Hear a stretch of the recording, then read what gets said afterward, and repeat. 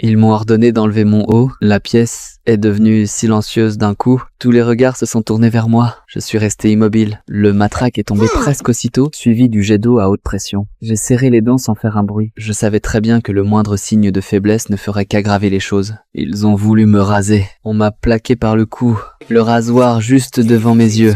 À cet instant, ma respiration est devenue incontrôlable. Je ne voulais plus être dominé, ni retomber dans cet état. J'ai réagi. J'en ai fait tomber un, puis j'en ai percuté un autre. Le sous-shérif a été projeté violemment contre le mur. Les autres n'ont pas réussi à m'arrêter. Mon corps a agi plus vite que ma pensée. J'ai riposté sans m'arrêter, de la salle d'interrogatoire jusqu'au bureau. J'ai récupéré mon couteau militaire et j'ai foncé hors du poste. Une moto était garée dehors. J'ai tiré le conducteur à terre et je suis parti avec la machine. Ils m'ont poursuivi immédiatement. En quittant la ville, la route est devenue de plus en plus mauvaise. Je savais que j'entrais dans la montagne. La moto ne suivait plus le terrain, je l'ai abandonnée et j'ai continué à pied. Les voitures ont dû s'arrêter et ils ont commencé à bloquer les accès plus loin. J'ai remonté un ruisseau pour ne laisser aucune trace. Peu après, les aboiements des chiens ont résonné dans la montagne. Je savais qu'ils étaient lancés contre moi et qu'ils ne renonceraient pas. Devant moi, une falaise. Aucune issue. En dessous, un ravin profond.